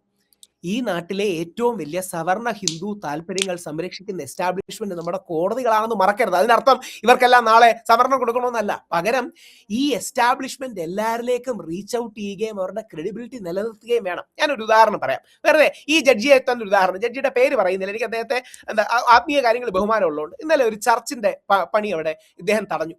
എന്നിട്ട് ഇദ്ദേഹം ചർച്ചിന്റെ പണി തടഞ്ഞിട്ട് ഇന്ന് വിധിയുണ്ട്, ഇന്നത്തെ വിധിയിലും പറഞ്ഞിട്ടുണ്ട്, ഹിന്ദു മെജോറിറ്റി അങ്ങനെ ഓവർവെൽമിംഗ്ലി എതിർക്കുകയാണെങ്കിൽ ക്രിസ്ത്യൻ ചർച്ച് അവിടെ പണിയാൻ സമ്മതിക്കരുത്. ഇതിന്റെ ടോൺ ശരിയല്ല. അവിടെ ഒരു ക്രിസ്ത്യൻ ചർച്ച് പണിയുന്നതിനെതിരെ പുള്ളി മാലഫൈഡ് ഇന്റൻഷൻസ് ആണെന്നാണ് അദ്ദേഹത്തിന്റെ വിധിന്യായത്തിൽ എഴുതി വെച്ചിരിക്കുന്നതാണ്. ഒരു പള്ളി പണിയുന്നതിന് ഹിന്ദു മെജോറിറ്റി ഏരിയ വരുമ്പോൾ കുറച്ച് അങ്ങോട്ടും ഇങ്ങോട്ടും മാറ്റണമെന്ന് പറയുന്നതും ഒരു കോടതി വിധിന്യായത്തിന്റെ ഭാഗമായി മാലഫൈഡ് ഇന്റൻഷൻ ആണ്, അതായത് ദുരുദ്ദേശമാണെന്ന് പറയുന്നത് തമ്മിൽ ഒരുപാട് വ്യത്യാസമുണ്ട്. കേരളത്തിലെ BJP വായിച്ചു, ഞാൻ ചർച്ചയ്ക്ക് വരുന്നു. അതെ, അവിടെ അത് കോടതി കൃത്യമായിട്ടാണ് വിധി പറഞ്ഞിരിക്കുന്നത്. കൃത്യമായിട്ട് റവന്യൂ വകുപ്പിന്റെ റിപ്പോർട്ടുകളെല്ലാം എടുത്ത് അവിടെ എത്രയധികം ആൾക്കാരുണ്ടെന്ന് പഠിച്ച് അവിടെ എങ്ങനെയാണ് ഈ പള്ളി വരുന്നതെന്ന് നോക്കി അതിന്റെ ഇന്റൻഷൻ അറിഞ്ഞ് അങ്ങനെ കോടതി പറഞ്ഞിട്ട് കോടതി ഒരു കാര്യം കൂടെ അത് പറയുന്നത്, അത് ബോധപൂർവ്വം മറച്ചു വെക്കുന്നത് വളരെ മോശമാണ്. കോടതി പറയുന്ന കാര്യം, ഞാൻ ഇത് പറഞ്ഞു എന്ന് പറഞ്ഞ് ഞാൻ ഭൂരിപക്ഷത്തിന്റെ കൂടെയാണ് നിങ്ങൾ വിചാരിക്കരുത്. ഞാൻ നാളെ നിങ്ങൾക്കെതിരെയും പറയും, കോടതി നിങ്ങൾക്കെതിരെയും പറയും, നിങ്ങളുടെ ആക്ഷൻസും കോടതി അംഗീകരിക്കാൻ തയ്യാറാവില്ല എന്നും അയാൾ പറയുന്നുണ്ട്. ഹിന്ദുക്കളെ ഭീഷണിപ്പെടുത്തുന്നു എന്ന് പറഞ്ഞ പല ഹിന്ദുക്കളും അവിടെ രംഗത്ത് എത്തിയിട്ടുണ്ട്. കോടതി അത് പറഞ്ഞിട്ടുണ്ട്. ഇത് അവസാന നിമിഷം കോടതിയിൽ ജഡ്ജിയെ കുറ്റം പറയുന്ന ഈ അവസ്ഥ പരിതാപകരമാണ്. പറയാതിരിക്കാൻ താങ്കളോട് ഞാൻ എങ്ങനെ വാദിക്കാനാണ്? അല്ല, അതുകൊണ്ടല്ല, ജഡ്ജിമാരുടെ ഭാഗത്തു നിന്ന് അങ്ങനെ തെറ്റുകൾ ചിലപ്പോൾ ഉണ്ടായിട്ടുണ്ട്. അതിന്റെ ഏറ്റവും വലിയ തെളിവല്ലേ ശബരിമലയിൽ ദീപക് മിശ്ര എന്ന ജഡ്ജി. ശബരിമലയിലെ ദീപക് മിശ്ര എന്ന സുപ്രീം കോടതിയിലെ ജഡ്ജി, അദ്ദേഹം ഇന്ന് കാണിച്ച മാനിപ്പുലേഷന്റെ ഫലമാണ് ചവറ്റുകുട്ടയിൽ എറിയണമെന്ന് പറയുന്ന ശബരിമല വിധി അവസാനം അദ്ദേഹം എടുത്ത് മാനിപ്പുലേറ്റ് ചെയ്ത് ശബരിമല വിധിന്യായമാക്കി മാറ്റിയത്. ഞാനിത് പരസ്യമായി പറയുകയും അദ്ദേഹത്തിന്റെ ബെഞ്ചിൽ ഇന്ദിരാ ജയ്സിംഗ് എന്ന ലെഫ്റ്റ് ലിബറൽ ഫെമിനിസ്റ്റ് ഇത് വായിക്കുകയും മറ്റും ചെയ്തതാണ്. ദീപക് മിശ്ര ചരിത്രത്തിൽ തെറ്റും രാഹുൽ ഈശ്വർ ചരിത്രത്തിൽ ശരിയുമാണായത്. സുപ്രീം കോടതി ചീഫ് ജസ്റ്റിസ് ആയിരുന്നു, ഹൈക്കോടതി ജഡ്ജ് അല്ല, സുപ്രീം കോടതിയിലെ ചീഫ് ജസ്റ്റിസ് ആയിരുന്നു. ഇതിന്റെ പിന്നിൽ സാമുദായിക രാഷ്ട്രീയ അന്തർധാരകളുണ്ട് എന്ന് മാത്രം ഞാൻ പറഞ്ഞു വെക്കുന്നു, അതിനപ്പുറം പറയുന്നില്ല. പക്ഷെ ഇവിടെയും വിജയുടെ ഗവൺമെന്റിന് പോകാൻ ഓപ്ഷൻ ഉണ്ടെങ്കിൽ അവർക്ക് പോകുന്നതിന് വിജയ് ഹിന്ദു വിരുദ്ധനാണെന്നൊന്നും ആരും പറയുമെന്ന് എനിക്ക് തോന്നുന്നില്ല. ഒരു ഡിസ്പ്യൂട്ട് ഉള്ളപ്പോ സുപ്രീം കോടതിയിലേക്ക് പോവാം. വേറെ എന്ത് ചെയ്യും? തിരിച്ച് ധനുഷാണെന്നിരിക്കട്ടെ, എന്ത് ചെയ്യും? ഹൈക്കോടതി അംഗീകരിച്ചു വിളക്ക് ദീപം തെളിയിക്കട്ടെ എന്ന് പറയുക. അവിടെ മറ്റുള്ളവര് പ്രശ്നം ഉണ്ടാക്കാൻ വരികയാണെങ്കിൽ അവരെ പറഞ്ഞ് കൺവിൻസ് ചെയ്യുക, ഇല്ലെങ്കിൽ നിയമപരമായിട്ടുള്ള ആക്ടിലേക്ക് പോവുക. അത് മാത്രമല്ലാതെ എന്ത് ചെയ്യാൻ പറ്റും? കോടതി വിധിയാണല്ലോ. ഇപ്പൊ നാളെ ഞാനൊരു കാര്യം പറയട്ടെ സാർ, ഞാൻ സാറിനോട് ചോദിക്കട്ടെ, ഇപ്പോ ഹിന്ദുക്കൾക്കെതിരെ ഇവിടെ ഒരു കോടതി വിധി വരികയാണ്. ഹിന്ദുക്കൾക്കെതിരെ ഒരു കോടതി വിധി ഇപ്പൊ പല ആൾക്കാരും പറയുന്നത് ഞാൻ കേട്ടു. അയോധ്യ രാമക്ഷേത്രത്തിനെതിരെ കോടതി വന്നു കഴിഞ്ഞാൽ ഇവിടെയുള്ള മുസ്ലിംസിനെ മുഴുവൻ ഇപ്പോ ഇവിടെയുള്ള ഹിന്ദുക്കളെടുത്ത് തകിടം മറിക്കുമെന്ന് ഞാൻ അങ്ങനെയൊന്നും വിചാരിക്കുന്നില്ല. ഇവിടെയുള്ള ഹിന്ദുക്കൾ എന്താ തെരുവിലിറങ്ങാൻ പോവുകയാണ്? അവര് പണ്ട് സോമനാഥ ക്ഷേത്രം ആക്രമിച്ചു, മുഗളന്മാര് വന്നു, ബ്രിട്ടീഷുകാർ വന്നു. ഏതെങ്കിലും ഹിന്ദുക്കള് തെരുവിലിറങ്ങി അരാജകത്വം കാണിക്കുന്നത് ഞാൻ കണ്ടിട്ടില്ല, ചരിത്രത്തിലും വായിച്ചിട്ടില്ല ഇതുവരെ. സോമനാഥ ക്ഷേത്രം ആക്രമിക്കാൻ വന്നപ്പോൾ അത് റീബിൽഡ് ചെയ്യുകയാണ്, താങ്കളുടെ ഭാഷ പറയാൻ റീബിൽഡ് ചെയ്യുകയാണ് ചെയ്തത്. അതാണ് ഞാൻ കണ്ടിട്ടുള്ളത്, അല്ലേ? അപ്പൊ അങ്ങനത്തെ ഒരു സാഹചര്യം റീബിൽഡ് ചെയ്ത ആരാണ്? രണ്ട് കാര്യങ്ങൾ. ഒന്ന്, ആ റീബിൽഡ് ചെയ്തത് ആരാണ്? അതായത് റീബിൽഡ് ചെയ്തത് ആരാണ്? റീബിൽഡ് ചെയ്തത് സാക്ഷാൽ സർദാർ പട്ടേലും KM മുൻഷി, ഭാരതീയ വിദ്യാഭവന്റെ ഒക്കെ സ്ഥാപകനായ KM മുൻഷിയും മഹാത്മാഗാന്ധിയുടെ അനുഗ്രഹത്തോടെ നെഹ്റുജിയുടെ എതിർപ്പിനെ അവഗണിച്ചാണ് ചെയ്തത്. അപ്പം ഗാന്ധിജി ഒരു കൺസെൻസസ് പറഞ്ഞു. ഗാന്ധിജി പറഞ്ഞ കൺസെൻസസ്, നമുക്ക് കാശില്ലെങ്കിൽ അദ്ദേഹം പറയുകയാണ് ഞാൻ പിരിച്ചു തരാം. ഒരു ഗാന്ധിജിയുടെ അങ്ങനെ ഒരു ബെഗ്ഗിംഗ് ബൗൾ പ്രയോഗം പോലും ഉണ്ടായിട്ട് പലരും റിപ്പോർട്ട് ചെയ്യുന്നുണ്ട്. അതായത് ഞാൻ ബെഗ്ഗിംഗ് ബൗൾ എടുത്ത് പോയി ഈ അമ്പലത്തിന് വേണ്ടി ഞാൻ കാശ് പിരിക്കാം, പക്ഷേ ഗവൺമെന്റ് എടുക്കണ്ട. ഇനി രണ്ട്, ഹിന്ദുക്കളുടെ തെരുവിലിറങ്ങുന്ന കാര്യം പറഞ്ഞു, സമാധാനപരമാണ്. ഒന്ന് രണ്ട് ഇഷ്യൂസ് തെറ്റി. ഇന്ത്യ കണ്ട ഏറ്റവും വലിയ വിശ്വാസ പ്രക്ഷോഭം നമ്മുടെ ശബരിമല പ്രക്ഷോഭമായിരുന്നു. ഇന്ത്യ കണ്ട ഏറ്റവും, അതായത് സുപ്രീം കോടതിയുടെ 5 അംഗ ബെഞ്ചിന്റെ തെറ്റായ വിധിയെ കേരളത്തിലെ ഹിന്ദുക്കൾ നയിച്ച് നമ്മൾ മറികടന്നു. ഇപ്പോഴും ആ തമാശ തമാശ എന്ന് പറഞ്ഞുകൂടാ, സോറി, കോടതി വിധിയാണ്, അതിന്റെ ഐറണി ആലോചിക്കണം. സുപ്രീം കോടതി വിധി ഇന്നും ഉണ്ട്. സുപ്രീം കോടതി വിധി വെച്ച് ഇന്നും ഒരു യുവതി വന്നാൽ ശബരിമല കയറാൻ അവകാശമുണ്ട്. പക്ഷേ നമ്മൾ കഴിഞ്ഞ 9 വർഷമായിട്ട് അല്ലെങ്കിൽ 8 വർഷമായിട്ട് തടഞ്ഞു നിർത്തിയിരിക്കുന്നത് നമ്മുടെ ഭാഗത്താ ന്യായം. ഇനി ഒരു കൗതുകം കൂടെ പറയാം, ധനുഷിനും താല്പര്യമുള്ളതായിരിക്കും. കുറച്ച് ഹിന്ദുത്വ ലൈൻ എടുക്കുന്ന പലരും ശബരിമലയിലെ യുവതി പ്രവേശത്തിന് അനുകൂലമാണ്. ശ്രദ്ധിച്ചു കാണും. കുറച്ചൊരു ഹിന്ദുത്വ, തീവ്ര എന്ന വാക്ക് ഞാൻ ഉപയോഗിക്കുന്നില്ല, സ്ട്രോങ് ഹിന്ദുത്വ. ലൈൻ എടുക്കുന്ന പല ആൾക്കാരും, ഉദാഹരണം രംഗഹരി ചേട്ടൻ, ശ്രീ രംഗഹരി, സർവാദരണീയനായ സ്വർഗീയ രംഗഹരി ശബരിമലയിൽ യുവതികൾ കയറണമെന്നൊരു പുസ്തകം എഴുതിയിട്ടുണ്ട്, മാറ്റുവിൻ ചട്ടങ്ങളെ എന്ന പേര്. ഇതിനെയാണ് നമ്മുടെ ശങ്കു ടി ദാസ് ഒക്കെ വിമർശിക്കുന്നത്. ടി ജി മോഹൻദാസ് BJP-യുടെ പഴയ ഇന്റലക്ച്വൽ സെൽ ഉണ്ടായിരുന്നു. RV ബാബു ചേട്ടൻ ഹിന്ദു ഐക്യവേദിയിലായിരുന്നു. ഇവരൊക്കെ ശബരിമല യുവതി പ്രവേശനത്തിന് അന്നല്ല ഇന്നും അനുകൂലമാണ്. രംഗഹരി ചേട്ടൻ വിട്ടുപോയി, എന്നാലും അദ്ദേഹം അവസാന കാലം വരെ പുസ്തകമൊന്നും മാറ്റി പറഞ്ഞിട്ടില്ല. പ്രശ്നം എന്ന് പറഞ്ഞാൽ എല്ലാ വിശ്വാസങ്ങളും ഉണ്ട്. നമ്മുടെ മാത്രം വിശ്വാസം സംരക്ഷിക്കും നമുക്ക് ഹിന്ദുക്ക് പറയാൻ പറ്റൂ? ഞങ്ങളുടെ വിശ്വാസം സംരക്ഷിക്കണമെങ്കിൽ നിങ്ങളുടെ വിശ്വാസമാണെങ്കിൽ ഓക്കെ. അപ്പൊ ഒരു കോൺഫ്രണ്ടേഷൻ വരുമ്പോൾ, അല്ല ഞാൻ പറഞ്ഞത് അങ്ങനെ നമുക്ക് പറയാൻ പറ്റൂലല്ലോ. അവർക്ക് എന്തായാലും പറയാൻ പറ്റൂല, കാര്യം വോയിസ് ഇല്ല, സ്പേസ് ഇല്ല, ആരും പറയില്ല. അപ്പം ശരിക്കും വിജയ്ക്ക് വേറൊരു കാര്യം ചെയ്യായിരുന്നു. എനിക്ക് വിജയ് ഇഷ്ടമുണ്ടെങ്കിൽ പോലും വിജയ്ക്ക് ഇവരെ രണ്ടുപേരെയും വിളിച്ച് മുഖ്യമന്ത്രിയുടെ ഓഫീസിൽ വെച്ച് ഒരു സംസാരമൊക്കെയും ചായ കുടിയൊക്കെ ആണെങ്കിൽ എന്തെങ്കിലും ഒരു കോൺഫിഡൻസ് ബിൽഡിംഗ്. കോടതി പറഞ്ഞിട്ടുണ്ട് കഴിഞ്ഞ ദിവസം വാക്കാൽ അവരെ രണ്ടാൾക്കാരെയും വിളിച്ച് ഒരു സ്ഥലത്തിരുത്തിയിട്ട് ഒരു മീഡിയേറ്റർ വെച്ച് ഒന്ന് ചർച്ച ചെയ്ത് ഇതൊന്ന് സെറ്റാക്കും, സുപ്രീം കോടതിയിലേക്ക് ഒന്ന് പോകണ്ട. അത് രണ്ടുപേർക്കേ തമിഴ്നാട്ടിൽ ചെയ്യാൻ പറ്റൂ. ഒന്ന് വിജയ്ക്ക് ചെയ്യാം, അല്ലെങ്കിൽ സാക്ഷാൽ ശ്രീ രജനീകാന്തിന് ചെയ്യാം. രണ്ടുപേർക്കും ആ മാസ് ലെവറേജും പുള്ളും ഉണ്ട്. അതായത് അവരുടേതായ ഒരു ക്രെഡിബിലിറ്റി ഉണ്ട്. രജനീകാന്ത് എല്ലാവർക്കും അറിയാം BJP പക്ഷത്തോട് ചാഞ്ഞു നിൽക്കുന്ന വ്യക്തിയാണ്. പക്ഷേ രജനീകാന്തിനെ തമിഴ്മാർക്കെല്ലാം ഇഷ്ടമാണ്. അപ്പൊ രജനീകാന്ത് ആണെങ്കിലും വിജയ് ആണെങ്കിലും ഇവരെ ഒന്ന് വിളിച്ച് നമുക്കൊരു കാര്യം ചെയ്യാം, ഇതിന്റെ ഒരു പാർട്ടീഷൻ ഉണ്ടാക്കാം, അല്ലെങ്കിൽ ഇതിന്റെ ഒരു ഡിവിഷൻ ഉണ്ടാക്കാം. നിങ്ങൾ ദർഗയിൽ പ്രാർത്ഥനയും കാര്യങ്ങളും ചെയ്തോളൂ, ഇവിടെ ഒരു ദീപത്തൂണുണ്ട്, നിങ്ങൾക്ക് അത് യാതൊരു പ്രശ്നവും വരില്ല, നമുക്ക് ഇത് സെറ്റിൽ ചെയ്യാം എന്ന് പറഞ്ഞൊരു ഒരു സെറ്റിൽമെന്റ് പൊസിഷനിലേക്ക് എത്തിയാൽ അതായിരുന്നു നല്ലത്. ആ പോയിന്റ് ധനുഷ് പറയുന്നത് കറക്റ്റാ. സുപ്രീം കോടതി പോയ പ്രശ്നം എന്ന് പറഞ്ഞാൽ അങ്ങോട്ടും ഇങ്ങോട്ടും കോൺഫ്രണ്ടേഷൻ ഉണ്ടാകും. എത്ര രൂപയാ ചെലവാകുന്നത്? ഇനി ഒരു കൗതുകം കൂടെ പറയാം. തമിഴ്നാട് ഗവൺമെന്റ് പോകാൻ എളുപ്പമാണ്, ടാക്സുകാരുടെ പൈസയേ ഉള്ളൂ. അവിടെ തിരുപ്പുറക്കുണ്ട് ക്ഷേത്രത്തിന്റെ ആൾക്കാർക്കും ഹിന്ദു സംഘങ്ങൾക്കും പോകാൻ എത്ര ലക്ഷം രൂപ വേണ്ടി വരും? ഇത്രയും പ്രമാദമായ ഇതിനകത്ത് തീവ്ര ഹിന്ദുക്കൾ പറയുന്ന, താങ്കളുടെ ഭാഷയിൽ തന്നെ പറയുകയാണെങ്കിൽ തീവ്ര ഹിന്ദുക്കൾ പറയുന്ന വേറൊരു കാര്യം ഞാൻ പറയട്ടെ. ഈ മുരുകമലയെ സിക്കന്ദർ മലയാക്കാനുള്ള ശ്രമം നടക്കുന്നുണ്ട് എന്ന് പറയുന്നു. അങ്ങനെയുള്ള ആൾക്കാരോട് നമ്മൾ എന്ത് ചർച്ച ചെയ്യാനാണ്? അവർക്ക് മല മൊത്തം വേണം, നമ്മളൊരു തൂണാണ് ചോദിക്കുന്നത്. അല്ല, 1920 മുതലേ ഭൂരിപക്ഷം കുന്നിനും എന്താ പറയുക അമ്പലത്തിനുമായിട്ട് ബന്ധപ്പെട്ടാണ്. ഇനി സിക്കന്ദർ മല നമ്മുടെ കോടതി വിധിയിലുണ്ട്, സിക്കന്ദർ മല അല്ല എന്ന് എക്സ്പ്ലിസിറ്റ്ലി ഉണ്ട്. അതിനെതിരെ പോയോന്ന് അറിയില്ല. അതായത് ഈ ദീപത്തൂൺ ഫൈനൽ ഡ്രാഫ്റ്റ് കണ്ടാലേ അതൊരു വലിയ പോയിന്റ് ആണ്. അത് നമ്മൾ മറച്ചു വെച്ചിട്ട് കാര്യമില്ല. താങ്കൾ ഇപ്പൊ മീഡിയേഷനും കാര്യങ്ങളൊക്കെ പറയുന്നുണ്ടെങ്കിലും അവര് ചോദിക്കുന്നത് ആ മല മുഴുവൻ ചോദിക്കുകയാണ്, ആ ടെമ്പിൾ അടക്കം. നമ്മൾ ചോദിക്കുന്നത് ആ കല്ലിന്റെ ഒരു വിളക്ക് കത്തിക്കണമെന്ന് മാത്രമാണ്. അല്ല എന്ന് അവരൊരു പൊസിഷൻ പറയുന്നില്ല. പക്ഷെ സിക്കന്ദർ മല എന്ന് വിളിക്കുന്ന ആൾക്കാരുണ്ടെന്ന കാര്യം സത്യമാണ്. ഇത് രണ്ടും തമ്മിലൊരു ന്യൂആൻസ് ഉണ്ട്. ആ മല മുഴുവൻ വേണമെന്നൊരു പറയുന്നില്ല, പകരം സിക്കന്ദർ മല എന്ന് വിളിക്കുന്നുണ്ട്. അത് അങ്ങനെയല്ല. ഇപ്പം അതിന്റെ മറ്റൊരു കാര്യം കൂടെ കൗതുകത്തോടെ പറയാം. ആഡംസ് ബ്രിഡ്ജ് എന്ന് രാമസേതുവിനെ വിളിക്കുന്നതിന് ഒരു ലോജിക്കും ഇല്ല. നമുക്ക് ആഡമിനെ വലിയ ബഹുമാനമാണ്, സെമിറ്റിക് മതങ്ങളിൽ വലിയ പ്രാധാന്യമുള്ള വ്യക്തിയാണ്, ആദിമ മനുഷ്യൻ അവർ വിശ്വസിക്കുന്നതാണ്. പക്ഷെ നമ്മുടെ ശ്രീലങ്കയ്ക്കും ഇന്ത്യക്കും കിടക്കുന്ന ഒരു സാധനത്തിന് ആഡംസ് ബ്രിഡ്ജ് എന്ന് എന്താ പേര്? അത് ബ്രിട്ടീഷുകാർ വന്നിട്ട് ചെയ്തതാണ്. നമ്മൾ അതിനെ രാമസേതു എന്ന് തന്നെ വിളിക്കണം. ഇത്തരം കാര്യങ്ങൾ, ചില കാര്യങ്ങളിൽ കുറച്ചുകൂടെ കൃത്യമായിട്ട് ധനുഷിന് കൺവിൻസ് ആവുന്ന രീതിയിൽ പറയാം. മറുഭാഗത്ത് മുസ്ലിങ്ങളും ക്രിസ്ത്യാനികളും ഇല്ലാത്ത പ്രശ്നങ്ങളിൽ നമ്മൾ കുറെ കൂടെ ഒരു സ്ട്രോങ് പൊസിഷൻ എടുക്കണം. മറുഭാഗത്ത് മറ്റൊരു സമുദായം ഉണ്ടെങ്കിൽ ഒരു സമവായത്തിന്റെ സാധ്യത കൂടി തെളിയണം, നമ്മൾ തിരയണം. അത് വേറൊന്നും കൊണ്ടല്ല, ന്യൂനപക്ഷങ്ങൾക്ക് അവരുടേതായ ഒരു ബഹുമാനവും സംരക്ഷണവും കൊടുക്കുക. എന്തുകൊണ്ടാണ് അവർ ന്യൂനപക്ഷങ്ങളാണ്? അവർ ന്യൂനപക്ഷങ്ങളാണെന്ന് പറഞ്ഞാൽ ഈ രാജ്യത്തിന്റെ ഭാവി ഭാഗതയെ അവർക്ക് അങ്ങനെയുള്ള ഒരു ബഹുമാനം സംരക്ഷണം എല്ലാം കൊടുത്തില്ലേ സാർ? അവസാനം അവര് പറഞ്ഞു ഞങ്ങൾക്ക് ഒരു രാജ്യം വേണമെന്ന് പറഞ്ഞു. ആ രാജ്യം പിരിച്ചു കൊടുത്തില്ലേ? ആ രാജ്യം അത് വീണ്ടും പിരിക്കണമെന്ന് പറഞ്ഞു. നമ്മൾ ആൾക്കാരെ ഇറക്കി ആ രാജ്യം, നമ്മളെ ഇപ്പോഴും 92 എത്ര പട്ടാളക്കാരെ നമ്മൾ ഇപ്പോഴും തിരിച്ചു വരാനുണ്ട്. ഇന്ദിരാഗാന്ധിയുടെ സമയത്ത് ആ രാജ്യവും നമ്മൾ വേർപിരിച്ചു കൊടുത്തില്ലേ? സാർ എന്താണ് പറയുന്നത്? നമ്മൾ ഇനി എന്താണ് ചെയ്യേണ്ടത്? രണ്ട് പോയിന്റ് അതിൽ മിസ് ചെയ്യുന്നു. എന്തുകൊണ്ടാണ് ഇന്ദിരാഗാന്ധി ഇടപെട്ടെന്ന് പറഞ്ഞാൽ അവിടെ നിന്ന് ഒരുപാട് റെഫ്യൂജി ട്രിക്കിളിംഗ് ഉണ്ടായി. അതായത് നമ്മൾ ഇത് മുഴുവൻ നമ്മുടെ ചാരിറ്റിയുടെ പുറത്ത് കൊടുത്തതാണ് എന്നൊരു ധാരണ ശരിയല്ല. അതായത് നമുക്കും ജിയോ പൊളിറ്റിക്കൽ ഇൻട്രസ്റ്റുകൾ ഉണ്ടായിരുന്നു. അതായത് ഒരുപാട് ബംഗ്ലാദേശിലെ ആൾക്കാർ ഇങ്ങോട്ട് ഫിൽട്ടർ ചെയ്ത് വരുന്നു. അത് തടയാനാണ്. 1947 ഗാന്ധിജി പരമാവധി ശ്രമിച്ചതാണ്. ഗാന്ധിജിയുടെ സ്റ്റാൻഡ് എന്ന് പറഞ്ഞാൽ പൂന പാക്റ്റിനെ പോലെ എന്റെ ശവശരീരത്തിന്റെ മുകളിൽ കൂടെ മാത്രമേ ഇന്ത്യ വിഭജിക്കൂ എന്നുള്ളതാണ്. പക്ഷേ ജിന്ന, പട്ടേൽ, നെഹ്റു ഇവർ 3 പേരും അവസാനം ശ്രമിച്ചിരുന്നു. ഗാന്ധിജിയും മൗലാന ആസാദും ഖാൻ അബ്ദുൽ ഖാബർ ഖാനും മാത്രമാണ് അവസാനം വരെ. ഇത്രയും വലിയ രാജ്യമല്ലേ, ഈ ബാലൻസ് ഇല്ലാതായോണ്ടാണ് പോയത്. ഇനി ഒരു കൗതുകം കൂടെ പറയാം. ഗാന്ധിജിയേക്കാൾ മതേതരവാദിയായിരുന്നു ജിന്ന. അതായത് ഗാന്ധിജി അന്നത്തെ കൺസർവേറ്റീവ് മുസ്ലിംസിനോട് കൂട്ടുകൂടുമ്പോൾ മഹാത്മാവ് ആവശ്യമില്ലാതെ കൺസർവേറ്റീവ് മുസ്ലിംസിനോട് കൂട്ടുകയാണെന്ന് പറഞ്ഞാണ് ജിന്ന. കഴിഞ്ഞ ചർച്ചയിൽ പറഞ്ഞത് ജിന്ന കൂതറയായിരുന്നു. അങ്ങനല്ല. ജിന്നയ്ക്ക് 2 ഘട്ടങ്ങളുണ്ട്. അത് നമ്മൾ കൃത്യമായിട്ട് അറിയണം. ജിന്ന ഹിന്ദു മുസ്ലിം എന്താ ചാമ്പ്യൻ സൗഖ്യത്തിന്റെ അല്ലെങ്കിൽ സൗഹാർദ്ദത്തിന്റെ ചാമ്പ്യൻ ആണെന്നാണ് സരോജിനി നായിഡു ഒരു ആദ്യ ഘട്ടത്തിൽ പറയുന്നത്. ജിന്നയുടെ ആദ്യം വേറൊരു ഫേസ് ഉണ്ട്. അതുകൊണ്ടാണ് പറഞ്ഞത് ജിന്ന വിശ്വാസിയല്ല. അതായത് ഇന്ന് കാണുന്ന കൺസർവേറ്റീവ് മുസ്ലിമേ അല്ല ജിന്ന. മഹാത്മാഗാന്ധി അലി സഹോദരങ്ങളോട് ബന്ധപ്പെടുമ്പോൾ ജിന്ന മഹാത്മാഗാന്ധി വിമർശിക്കുകയാണ്. അതായത് ഈ നിങ്ങൾ വർഗീയ മുസ്ലിങ്ങളോട് കൂട്ടുകൂടുന്നു എന്ന് വിമർശിച്ച ജിന്ന പിന്നെ മാറിയത് 90% ജിന്നയുടെ കുറ്റമാണെങ്കിൽ 10% നമ്മുടെയും കൂടാണ്. സാരേ ജഹാം സേ അച്ഛാ ഹിന്ദുസ്ഥാൻ ഹമാരെ എഴുതി. ഈ വരിയും കൂടെ കേൾക്കണം. ഈ വരി എന്ന് ഓർത്തിരിക്കാൻ വേണം. സാരേ ജഹാം സേ അച്ഛാ ഹിന്ദുസ്ഥാൻ ഹമാരെ മുഹമ്മദ് ഇക്ബാൽ പിന്നീട് പാകിസ്ഥാന്റെ സ്പിരിച്വൽ ഫാദറും പാകിസ്ഥാൻ വാദിയുമായി പോയത്. അദ്ദേഹം 1930 അവസാനം മരിച്ചു. പക്ഷേ പാകിസ്ഥാൻ വാദിയുമായി പോയത് 90% അദ്ദേഹത്തിന്റെ തെറ്റായിരിക്കും. പക്ഷെ 10% നമ്മുടെയും കൂടാണ്.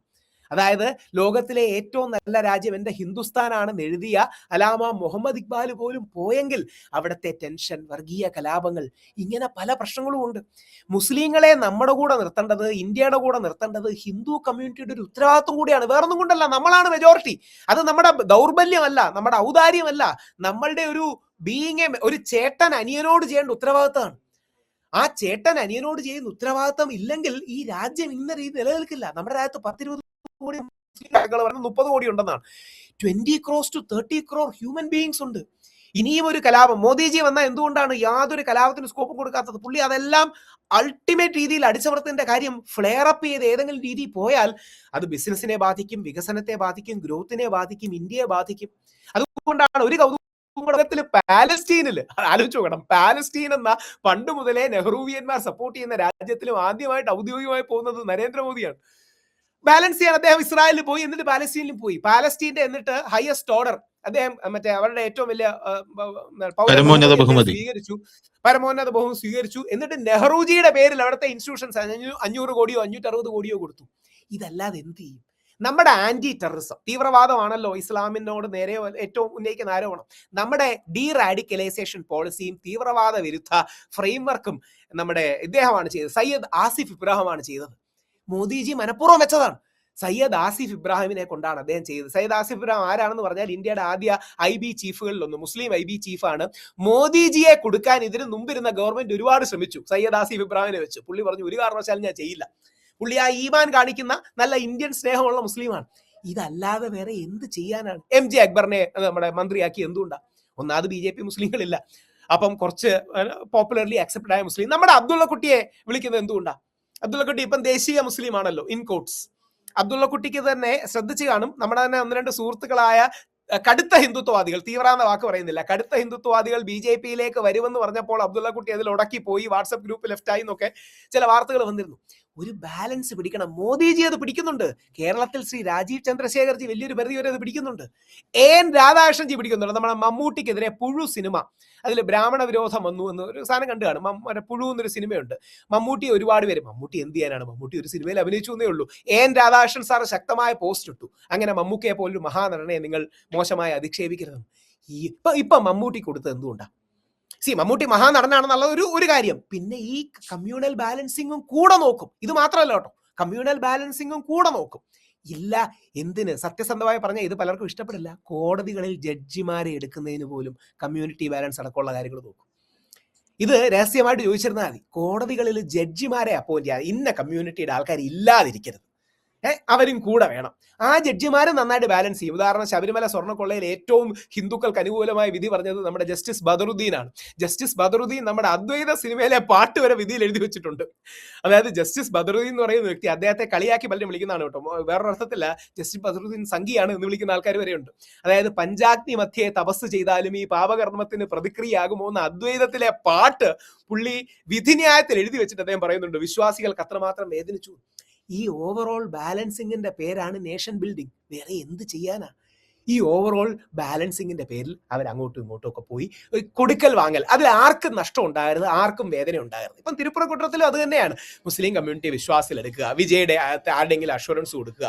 ഇതിങ്ങനെയാണ്, വേറെ പ്രശ്നങ്ങളൊന്നുമില്ല, നിങ്ങൾ ദർഗയിലും നിങ്ങളുടെ വിശ്വാസവും കാര്യങ്ങളും എല്ലാം ചെയ്തോളൂ, ഒരു പ്രശ്നവുമില്ല. എന്നാൽ അപ്പുറത്തൊരു ദീപത്തൂണുണ്ട്, ആ ദീപത്തൂണിൽ തെളിയിക്കാൻ സാധനം. മോദിജി അവിടെ എത്തുമെന്നൊക്കെ ഇടയ്ക്കൊരു വാർത്ത ഉണ്ടായത്, പക്ഷേ മോദിജി ആക്റ്റീവ്ലി അവിടെ പോയില്ല. അതെന്തുകൊണ്ടാണെന്ന് അറിയില്ല. പക്ഷേ കോൺട്രവേഴ്സിയാണ്, അതിലൊരു PM ഇടപെടേണ്ടെന്ന് വെച്ചായിരിക്കും. ഈ ബാലൻസ് കൊണ്ടുപോയാൽ മതി. ഈ ധനുഷിന്റെ പല നിലപാടുകളോടും എനിക്ക് യോജിപ്പാണ്. അതിന്റെ കൂടെ ഒരു എലിമെന്റ് ഓഫ് ബാലൻസ് വന്നാൽ മതി. ആ ബാലൻസിലൂടെ ഇത് ഇംപ്ലിമെന്റ് ചെയ്ത് നോക്കാൻ പറഞ്ഞാൽ നടക്കും. അതുകൊണ്ടല്ലേ സുപ്രീം കോടതിയുടെ വിധി വരെ പ്രധാനമന്ത്രി രാമജന്മഭൂമിക്ക് വേണ്ടി വെയിറ്റ് ചെയ്തത്. അതായത് സുപ്രീം കോടതിയിലെ വിധി വരുന്നതിന് മുമ്പ് ഈസി ആയിട്ട് ഓർഡിനൻസ് കൊണ്ടുവരായിരുന്നു. ശബരിമല കേസിലും ഒരു പരിധിവരെ ഓർഡിനൻസ് കൊണ്ടുവരാത്ത എന്താണ്?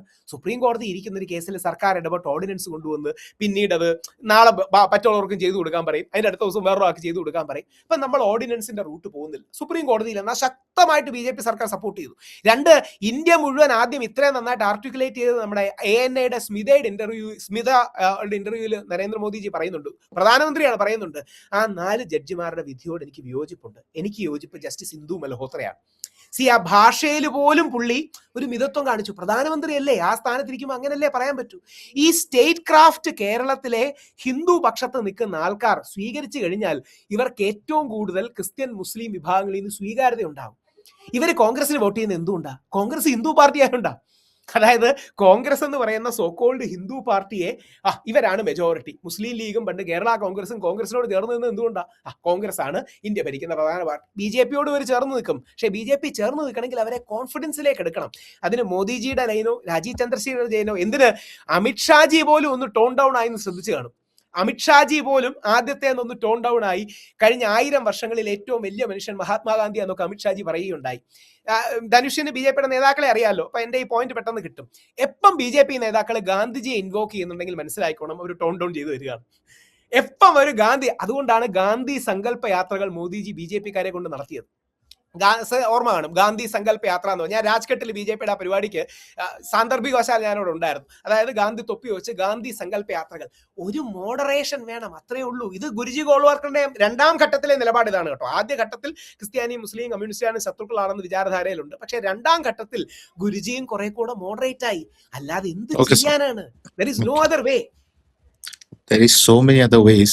എന്തായാലും നമുക്കത് വരുന്ന നമ്മുടെ എപ്പിസോഡുകളിൽ നമുക്ക് ചർച്ച ചെയ്യാം. Thank you sir.